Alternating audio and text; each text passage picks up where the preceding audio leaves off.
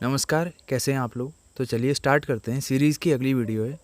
तो और भी इससे पहले भी आ चुकी हैं 15-16 वीडियो, उसे देख लीजिएगा, जिससे आपके आने वाली परीक्षाओं में लाभ ही लाभ मिलेगा। तो पहला प्रश्न पढ़ लेते हैं और आप भी अपने अनुसार टिक करिएगा इसको। तो क्या कह रहा है कि करते तुलसीदास भी कैसे मानस नाद, महावीर का यदि उन्हें मिलता नहीं प्रसाद।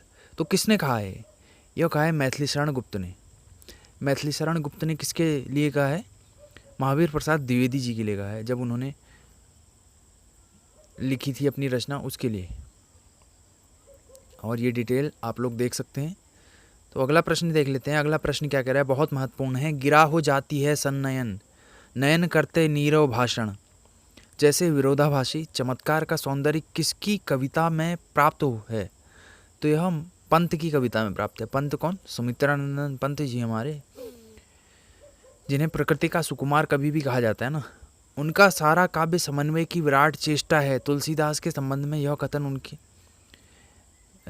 तुलसीदास के संबंध में यह कथन इसमें से किसका है? अच्छा, तो ये कहा है कि हजारी प्रसाद द्विवेदी ने। समन्वय की बात हजारी प्रसाद द्विवेदी करते थे उनके लिए, तुलसीदास के लिए। उनका सारा काव्य समन्वय की विराट चेष्टा है, कहा है तुलसीदास ने। तो अगला प्रश्न देख लेते हैं। अगला प्रश्न क्या कहना चाह रहा है हमसे कि लोकनायक वही हो सकता है जो समन्वय कर सके। बहुत महत्वपूर्ण है, आप लोग भी इसे देख लीजिएगा कि लोकनायक वही हो सकता है जो समन्वय कर सके। तो समन्वय की बात किसने की है? अभी पढ़ा था ना हमने। तो हजारी प्रसाद द्विवेदी ने की है समन्वय की बात। बहुत महत्वपूर्ण है। ऐसा लगता है कि इसमें हमारा रामचंद्र शुक्ल जी आना चाहिए, मगर ये हजारी प्रसाद द्विवेदी ने कहा है। अगला प्रश्न पढ़ लेते हैं। अगला प्रश्न क्या कह रहा है कि तुलसी के वचनों के समान रहीम के वचन भी हिंदी भाषी भूभाग में सर्वसाधारण के मुंह पर रहते हैं। बहुत महत्वपूर्ण कथन है, रामचंद्र शुक्ल का है। कहते हैं कि तुलसी के वचनों के समान, तुलसीदास जी के वचन के समान ही रहीम के वचन भी, जो रहीमदास के वचन भी हिंदी भाषी भूभाग में सर्वसाधारण के मुंह पर रहते थे। कि जो रहीमदास जी ने कहा था वैसा ही लगभग तुलसीदास जी ने कहा था, वैसे ही लगभग रहीमदास जी भी इसके थे। अधिकार खोकर बैठे रहना यह महादुष्कर्म है। देखिए अभी दिख गया आंसर वैसे शायद मैथिली शरण गुप्त का है। और किस में कहा है इन्होंने? इसमें ही इन्होंने भारत भारती में कहा है, जिसके कारण नहीं, जयद्रथ वध में अधिकार खोकर बैठे रहना यह महादुष्कर्म है, और जयद्रथ वध की पंक्ति हैं। हाँ देख लीजिएगा। और वह हृदय नहीं पत्थर है जिसमें स्वदेश का प्यार नहीं। तो यह किसकी पंक्तियाँ हैं? यह मैथिली शरण गुप्त की पंक्तियाँ हैं। यह भारत भारती से लिया गया है ये पंक्तियाँ, तो भारत भारती की हैं। और आगे आप लोग देख सकते हैं, जिससे भारत भारती में ही, भारत भारती के कारण ही तो गांधी जी ने इनको राष्ट्रकवि की उपाधि प्राप्त की थी ना, दी थी मतलब। मैं उसका आदर्श नहीं जो व्यथा न खोल सकेंगे, पूछेगा जग किंतु पिता का नाम न बोल सकेंगे, जिसका निखिल विश्व में कोई नहीं न अपना होगा, मन में लिए उमंग जिन्हें चिरकाल कल्पना होगा। उपयुक्त पंक्ति दिनकर की किस रचना की है? देखिए बहुत महत्वपूर्ण है, बार बार दिख जा रहा है। रश्मि रथी की है पंक्तियाँ, जिसमें कर्ण ने यह पंक्तियाँ कही हैं, कर्ण के द्वारा कही गई ना। तो अगला प्रश्न क्या है? मैं रथ का टूटा पहिया हूँ लेकिन मुझको फेंको मत। बहुत महत्वपूर्ण पंक्तियाँ हैं, धर्मेंद्र भारती की हैं, जिसे आप लोग देख सकते हैं। अगला प्रश्न, मिलन का नाम मतलब मैं तो विरह में चिर हूँ, किसने कहा होगा? ये बहुत महत्वपूर्ण पंक्तियाँ हैं और अनेक बार पूछी गई हैं। महादेवी वर्मा की हैं, मिलन का नाम मतलब मैं विरह में चिर हूँ। अगला प्रश्न, ये थोड़ा सा डिटेल दिया गया है, इसको आप लोग देख सकते हैं। अगला प्रश्न हम लोग देख लेते हैं। अरे बहुत आगे पहुंच गए हम लोग। हाँ यहाँ थे ना। तो अगला प्रश्न देख लेते हैं हम। अगला प्रश्न क्या कह रहा है कि माधव हम परिणाम निराशा। बहुत महत्वपूर्ण पंक्तियाँ हैं और बहुत बार पूछी गई हैं। किसका है? माधव हम परिणाम निराशा है, विद्यापति की पंक्तियाँ बहुत महत्वपूर्ण है। आप लोग देख सकते हैं इसको। ये जो डिटेल है इसे भी आप लोग देख लीजिए, आपके परीक्षाओं में बहुत काम आने वाली है। माधव हम परिणाम निराशा फिर से आ गया है, विद्यापति का है, सी आंसर इसका। ये बहुत महत्वपूर्ण पंक्तियाँ हैं कि राष्ट्रगीत में भला कौन वह भारत भाग्य विधाता है, फटा सुनत्था पहने जिसके गुण हर चरना गाता है। तो रघुवीर सहाय की पंक्तियाँ हैं, बहुत महत्वपूर्ण हैं। कह रहे हैं कि राष्ट्रगीत में भला कौन हुआ, भारत भाग्य विधाता है, कि जो राष्ट्रगीत है उसमें भारत भाग्य विधाता किसे कह रहे हो। अब लव नसानी अब न नसे हो, राम कृपा भव निसासी रानी, जाके फिर न डसे हो, किसने कहा है। तुलसीदास की पंक्ति हैं, अब लव नसानी अब न नसे हो।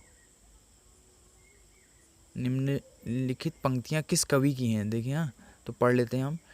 खने खन नैन कौन अनुसरणी, खने खन वसन धूलि तन भरनई। यह पंक्तियां विद्यापति की हैं, बहुत बार पूछी गई हैं, आप लोग याद कर सकते हैं। खने खन नयन कौन अनुसरई, ऐसे याद कर लीजिए ना, खने खन। तो इसकी डिटेल है, इसे आप लोग देख सकते हैं। कीर्ति पताका के रचनाकार का नाम, तो देखिए कीर्ति पताका के रचनाकार का नाम तो यह है, मगर कीर्ति पताका किसके, जैसे देखिए ना, उनके दो थे आश्रयदाता, एक शिव सिंह थे और एक क्या थे, कीर्ति सिंह। तो कीर्ति सिंह किसकी विरुद्धावली है ये, मतलब किसका विस्तृत गान है, तो कीर्ति पताका में शिव सिंह का विस्तृत गान है, बहुत महत्वपूर्ण है, यह भी आता है प्रश्न, देख लीजिए आप लोग। देसिल बहिना सब जग मिठा, ते तैसन चपोहो अवहट्टा, विद्यापति की पंक्तियां हैं और कीर्ति लता से ली गई हैं, ये भी आप लोग याद कर लीजिए। हो क्या रहा है,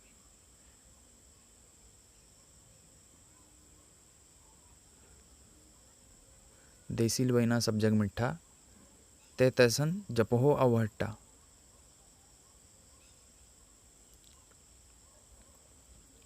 देख लीजिए, कीर्ति लता से ली गई थी पंक्तियाँ। लोग कवित की वो खेल करी जानो है, इस काव्य के रचयिता कौन है, बहुत महत्वपूर्ण है, बहुत बार पूछा गया है। तो कौन है, ठाकुर है। ठाकुर के लिए क्या चीज़ है, देखिए, लोग कवित की वो खेल करी जानो है, ठाकुर लोगों के लिए खेल है कविता करना, ऐसे याद कर सकते हैं आप लोग।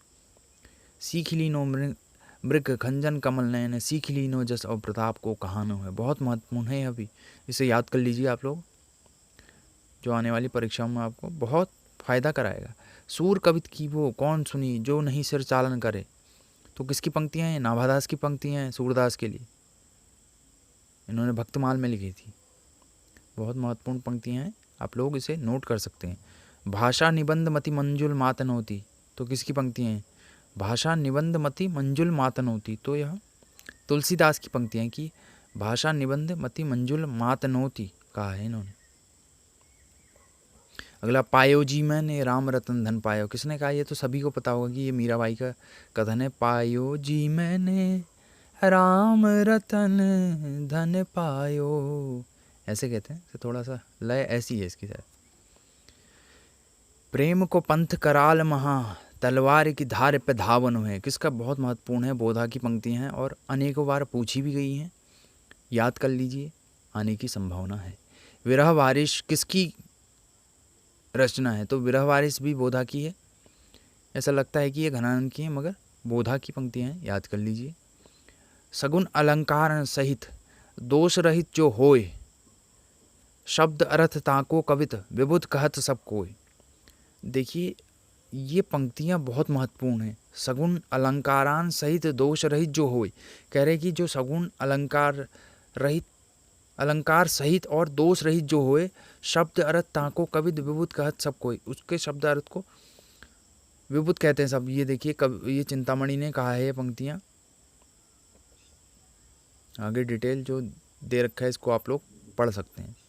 प्रभु जी तुम चंदन हम पानी, जाकी अंग अंग बास समानी, रैदास की पंक्तियाँ हैं, बहुत महत्वपूर्ण है, पढ़ सकते हैं। प्रभु जी तुम चंदन हम पानी, रैदास, प्रभु जी तुम चंदन हम पानी, कितनी बार पूछा गया है अलग अलग प्रकार से, तो इतनी बार पूछा गया तो इम्पोर्टेंट हो जाता है। केशव कहीं ना जाएगा कहीं, ठीक है, बहुत महत्वपूर्ण है।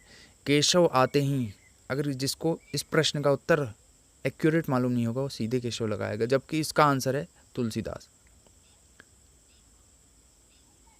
तो आगे देख लीजिए, इसके बारे में डिटेल दिया गया है तो सही है, नहीं तो आगे हम देख लेते हैं। केशव कहीं ना जाएगा कहीं, केशव दास जरूर देता है, क्योंकि जल्दबाजी में सभी बच्चे, मतलब परीक्षा का इतना प्रेशर होता है ना कि वहाँ पर सही सही आंसर भी केशव कहीं ना जाएगा कहीं, फिर से देख लीजिए, केशव जरूर दिया होगा ताकि केशव लगाएं बच्चे, तुलसीदास का है, केशव कहीं ना जाएगा कहीं, कितनी बार पूछा गया, देख लीजिए। अच्छा, केशव कहीं ना जाएगा कहिए, यह पंक्तियाँ पद किस काव्यकृति से हैं, तो ये विनय पत्रिका से हैं, याद कर लीजिएगा, इसे भी बहुत महत्वपूर्ण है।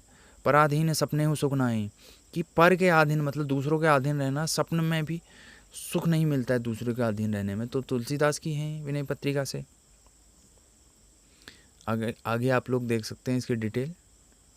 सूची 1 को सूची 2 से सुमिलित कीजिए तथा सूचियों के नीचे दिए गए कूट का प्रयोग करें। अरे अच्छा, मोर पखासिर ऊपर ही रखूँ, उंज की माला गले पहिनोगी, रस खान की बसो मेरे नैनन में, नंदलाल मीराबाई की। भक्तन को कहा सीख रही सो काम, गुम्बनदास की प्रीति कर दीन गरे छुरी, सूरदास का है। अब आप लोग देख सकते हैं, मिलान कर सकते हैं इसका जो आगे दिया गया है। पहले का पहला, दूसरे का दूसरा, तीसरे का चौथा था, तो आंसर इसका सी होना चाहिए ना। हाँ, ये देखिए, ये है डिटेल इसका दिया गया है। उर के माखन चोर गड़े, अब कैसा हूँ किसकत नहीं ऊधव, तिरछे तिरछे हवेजू अड़े। किसकी पंक्तियाँ होनी चाहिए वैसे, आपको लग क्या रहा है इनमें से होगी किसकी पंक्तियाँ? जहाँ पर ऊधव आ गया तो ऊधव तो भ्रमर गीत से था ना, तो सूरदास का होनी चाहिए भ्रमर गीत से। आगे देख लेते हैं, बहुत अच्छी डिटेल इसके बारे में दिया गया है, उसको आप लोग पढ़ सकते हैं, परीक्षा में आने की संभावना है। अब देखिए काव्यशास्त्र आ गया, बहुत मज़ा आने वाला है काव्यशास्त्र पढ़ने में। ऐसे पढ़ने में मज़ा आएगा आपको कि याद भी हो जाएगा और आपको पता भी नहीं चलेगा कि काव्यशास्त्र पूरा कब याद हो गया। देखिए, काव्य संप्रदायों का सही विकास क्रम क्या होगा। देखिए, विकास क्रम क्या होगा, सबसे पहले कौन सा आया था? रस आया था, तो रस, अलंकार तो नहीं होगा। अब सबसे पहले रस आया था, तो इन दोनों में से, इन तीनों में से पहले छांटने की कोशिश करिए, एक चला गया, अब हमारे पास 3 बचे। उसके बाद क्या आया था? अलंकार आया था, तो ये सीधे अलंकार इसी में दिया गया है, तो आंसर होना चाहिए बी। आगे देख लीजिए, आगे डिटेल दिया गया, बहुत महत्वपूर्ण है। औचित्य को काव्य की आत्मा के रूप में प्रतिष्ठित करने का, औचित्य किसने? क्षेमेंद्र का था ना औचित्य संप्रदाय, तो इसीलिए उन्हें ही प्रतिष्ठित करने का आचार्य माना जाएगा, उन्हें प्रतिष्ठित करने वाले आचार्य, है ना। तो आगे आप लोग देख सकते हैं डिटेल, ये डिटेल है। ध्वनि को काव्य की आत्मा मानकर ध्वनि संप्रदाय का प्रतिपादन किसने किया? तो देखिए, ध्वनि को काव्य की आत्मा मानकर ध्वनि संप्रदाय का प्रतिपादन तो आचार्य आनंदवर्धन ने किया था, बहुत महत्वपूर्ण है, जिसे आप लोग देख सकते हैं। आनंदवर्धन ने ही ध्वनि संप्रदाय की स्थापना की थी ना। हाँ, तो देख लीजिए, ये जो डिटेल है ये बहुत महत्वपूर्ण है, इसे आप हल्के में मत लीजिएगा, क्योंकि बहुत सारी जानकारियाँ इसमें दी गई। मम्मट के संप्रदाय के हैं, तो जो मम्मट है ना वो ध्वनि संप्रदाय के हैं। ध्वनि संप्रदाय किसने चलाया था, उसके आचार्य कौन थे? तो अभी पढ़ाया था ना, आनंदवर्धन। काव्य के विशिष्ट तत्व के रूप में ध्वनि शब्द का सर्वप्रथम प्रयोग किसने किया था? अच्छा, तो ध्वनि का प्रयोग किसने किया था? आनंदवर्धन ने। किसके रूप में?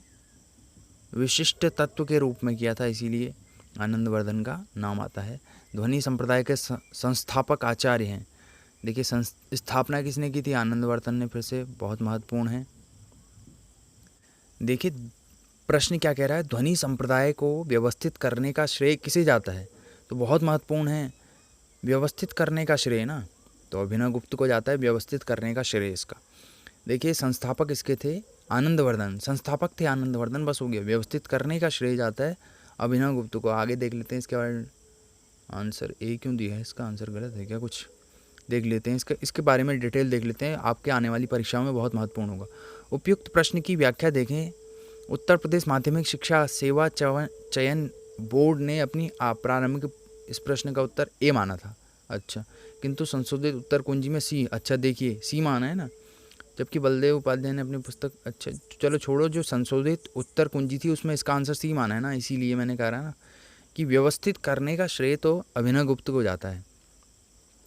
जहाँ शब्द प्रत्यक्ष अर्थ को त्याग कर किसी और अर्थ की प्रतीति कराए तो उसके प्रत्यक्ष अर्थ को अपेक्षित अधिक चमत्कारपूर्ण हो। काव्यशास्त्र के अनुसार यह किसका लक्षण है? देखिए, वह ध्वनि का होता है, अभी व्यंजना होती है ना ध्वनि में, तो इसीलिए यहाँ पर प्रत्यक्ष अर्थ को त्याग देता है और किसी अर्थ की प्रतीति कराए, इसीलिए देख लीजिए यहाँ पर, इसके बारे में डिटेल देख सकते हैं आप लोग, बहुत महत्वपूर्ण है। अगला प्रश्न देख लेते हैं। अच्छा, ये थोड़ा सा डिटेल दिया गया है ना, जो इसे अवश्य पढ़िएगा, जिससे आने वाली परीक्षाओं में आपको लाभ होगा। किस आचार्य ने गुणों को रस आश्रित माना है? अच्छा, गुणों को रस आश्रित माना है ना, तो आनंदवर्धन है यहाँ पर, आनंदवर्धन ही होंगे, हाँ। गुणों को रसाश्रित माना है इन्होंने। रीति और गुणों को से संबंधित गुणों को रसाश्रित माना है, बहुत महत्वपूर्ण है। काव्य के अर्थ वैज्ञानिक विवेचन का शुभारंभ किसने किया था? अर्थ वैज्ञानिक विवेचन का शुभारंभ ना, तो किसने किया था? वामन ने किया था। अर्थ वैज्ञानिक विवेचन का शुभारंभ किया था वामन ने, बहुत महत्वपूर्ण है। ऐसे कर सकते हैं ना कि जो वामन लोग होते हैं, जो ब्राह्मण लोग होते हैं, वो अर्थ का वैज्ञानिक स्वरूप का विवेचन करते हैं ना। जैसे वो मंत्र पढ़ते हैं तो कोई हमको पता तो नहीं चलता है, मगर हमको लगता है कि वैज्ञानिक विवेचन कर रहे हैं। ऐसे याद कर लीजिए आप लोग, बहुत महत्वपूर्ण है, याद कर सकते हैं इसको।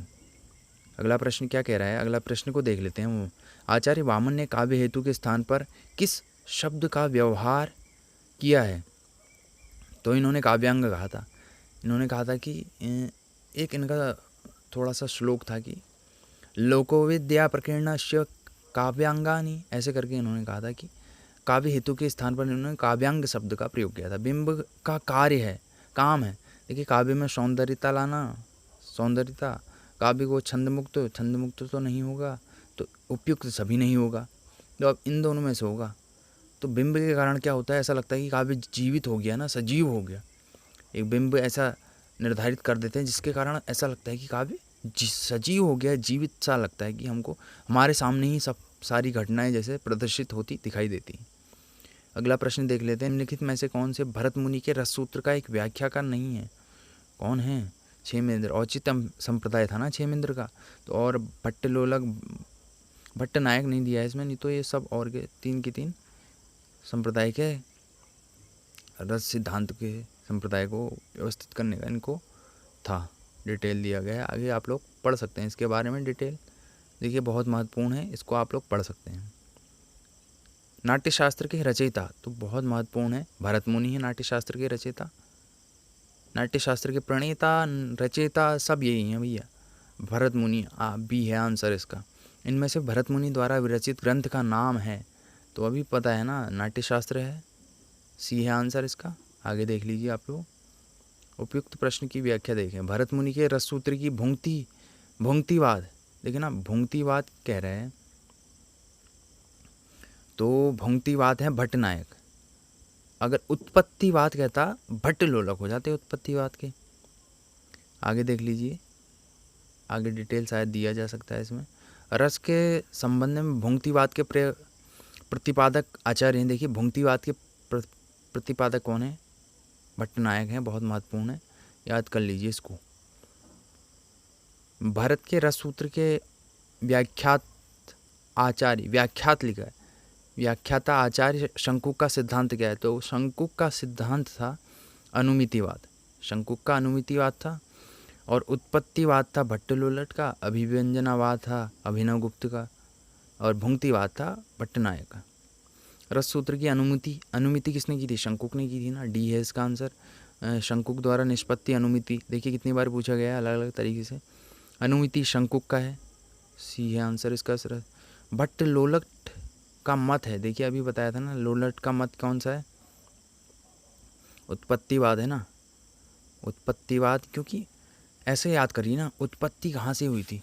भट्टलोलट ने उत्पत्ति की थी ना, सर्वप्रथम आचार्य नहीं तो माना जाता है, तो इसीलिए वो रस को जो निष्पत्ति शब्द के व्याख्याता इन्हीं तो माना जाता है सर्वप्रथम, तो इसीलिए उत्पत्ति इन्होंने की थी। भट्टलोलट द्वारा प्रतिपादित मत कौन सा है? तो उत्पत्ति की थी ना इन्होंने, ए है आंसर इसका, ऐसे याद कर लीजिए। रसानुभूति के संदर्भ में उत्पत्ति अभी पढ़ा है ना, लोलट है भट्टलोलट। निम्नलिखित में से कौन सा युग्म सही नहीं है पूछ रहे हैं ना, तो अब देख लेते हैं हम सही कौन सा नहीं है। भट्टलोलट का उत्पत्ति ठीक है, इन्होंने प्रथम आचार्य थे ना, जो भरत मुनि के रस संप्रदाय के प्रथम व्याख्याता आचार्य, तो उत्पत्ति इन्होंने की थी।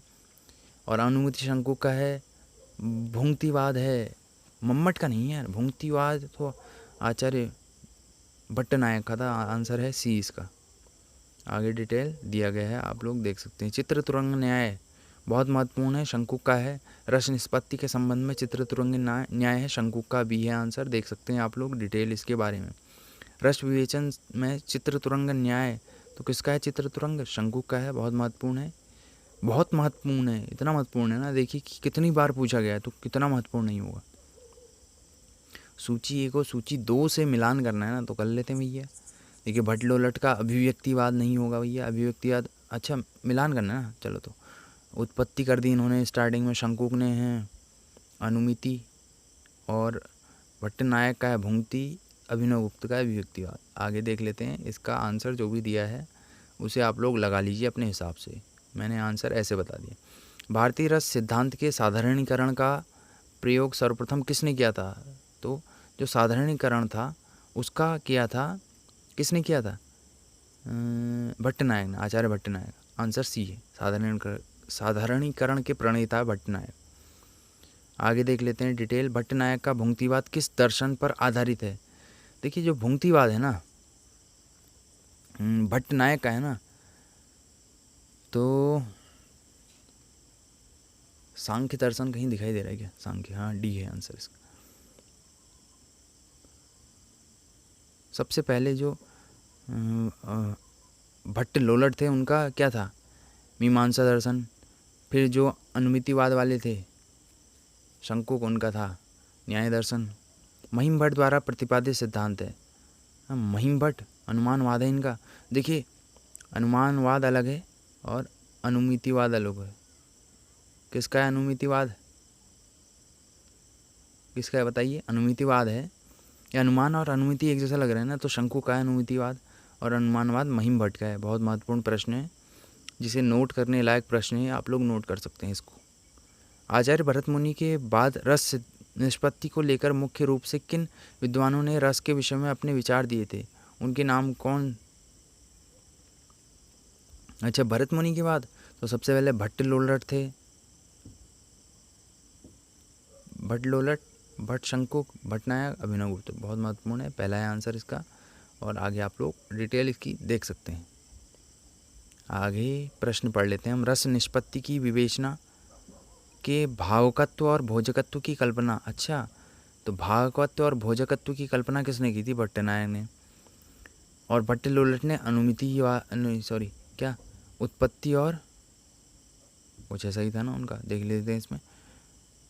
भुंक्तिवाद को माना है इन्होंने। भावकत्व और भोजकत्व की संख्या भट्टनायक ने की है। वे रस प्रक्रिया में भुंक्तिवाद को मानते हैं। उन्होंने शब्द की 3 शक्तियाँ बताई, अभिधा, भावकत्व तथा भोजकत्व। रस सिद्धांत की व्याख्या करके सबसे पहले दर्शक की महत्ता। अच्छा तो सबसे पहले दर्शक की महत्ता बताइए अभिनवगुप्त ने, इसे याद कर लीजिए, बहुत महत्वपूर्ण है रस सिद्धांत में। रस को नाटक तक सीमित रखने का सर्वप्रथम विरोध किसने किया? अच्छा विरोध कर रहे हैं ना, तो सबसे लास्ट में जिन्होंने रस निष्पत्ति की व्याख्या की थी अभिनवगुप्त, उन्होंने कहा था कि सर्वप्रथम विरोध किया था कि सिर्फ नाटक तक ही नहीं रहना चाहिए रस, आगे भी बढ़ना चाहिए। तो क्योंकि ये लास्ट हैं तो ये आगे बढ़ाएंगे ना, इसीलिए ऐसे याद कर लीजिए आप लोग। अब काव्य गुण आ गया, बहुत महत्वपूर्ण है, जिसे आप लोग देख सकते हैं। क्या है प्रश्न? कह रहा है कि काव्य गुणों के संबंध में जो कथन सही नहीं है, सही नहीं है, पढ़ लेते हैं। गुण काव्य के आंतरिक सौंदर्य हैं, ठीक है। अलंकार बाह्य है, ठीक। गुण रस के उत्कर्ष और काव्य की शोभा तत्व है, ठीक हो गया। काव्य में काव्य गुणों का विवेचन नहीं मिलता, नहीं क्यों नहीं मिलता? मिलता है ना। काव्य माधुर्य प्रसाद ओज सर्वमान्य काव्य गुण है, सही है, बहुत महत्वपूर्ण है। इसका आंसर सी है। आगे देख लेते हैं थोड़ा सा डिटेल। आचार्य भरत मुनि ने काव्य गुणों की संख्या बताई है, तो बहुत महत्वपूर्ण है। भरत मुनि ने काव्य गुणों की संख्या 10 बताई है। इसे देख लीजिए आप, क्या बताया? श्लेष, प्रसाद, समता, समाधि, माधुर्य, ओज, सौकुमार्य, अर्थ, व्यक्ति, उदारता एवं कांति। आगे देख लेते हैं, इनमें से किस आचार्य ने काव्य गुणों की संख्या 10 बताई है? काव्य गुणों की संख्या ना, तो भरत मुनि ने बताई है 10, अभी पढ़ा था हमने। आचार्य भरत के अनुसार गुणों की संख्या कितनी है? 10 है। आचार्य भरत मुनि ने गुणों की संख्या 10। देखिए कितनी बार पूछा गया है, बहुत महत्वपूर्ण हो जाता है इसीलिए। अब देख लेते हैं थोड़ा सा टाइम, नहीं तो टाइम हो गया है। तो आप बताइएगा आपको वीडियो कैसी लग रही है। Thank you so much.